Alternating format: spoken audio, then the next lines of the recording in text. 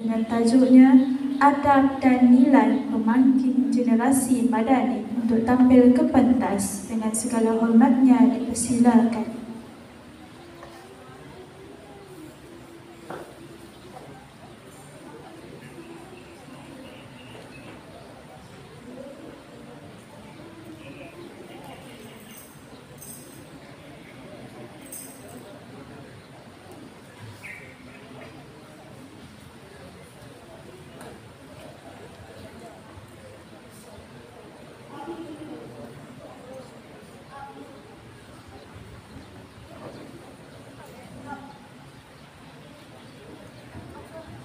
Assalamualaikum warahmatullahi wabarakatuh.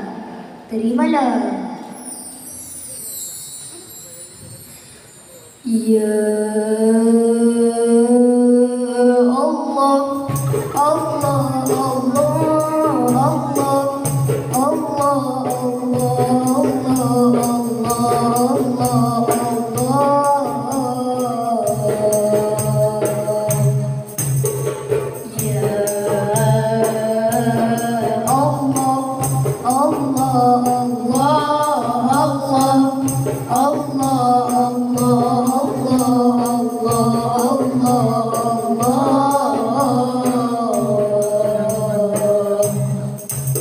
bermula dengan bunyi bahasa, ada tidakkan sepanjang masa, dah kekerti menawan hati, inilah warisan kekal abadi. Santun berbicara orang monadi, kasih sayang sesama insani, ilmu dijulang, iman diperkuat, menjadi umat yang penuh berkat, kejujuran dan amanah jadi pedoman sepanjang hayat.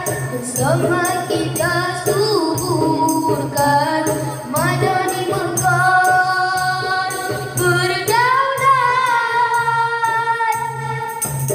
adab dan nilai jiwa, membina umat teguh percaya. Dengan akhlak kita bersinar membentuk generasi madani gemilang. Bersama kita melangkah jauh dengan nilai jadi penyuluh, membawa Islam tinggi megah, rahmat Tuhan harus terselam.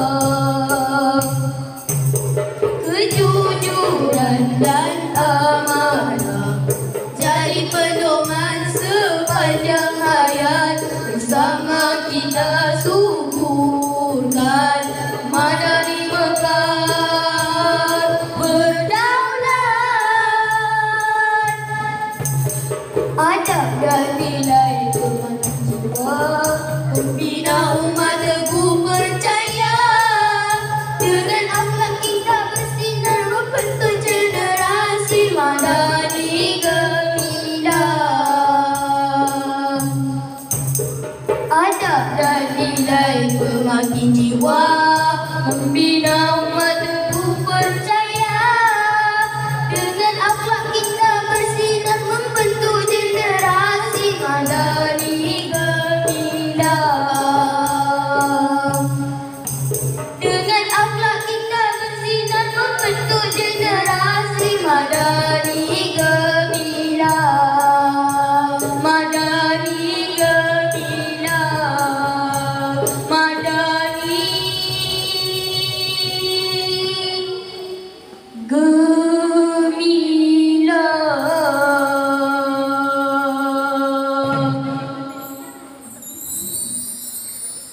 Wabillahi taufik wal hidayah. Wassalamualaikum warahmatullahi wabarakatuh.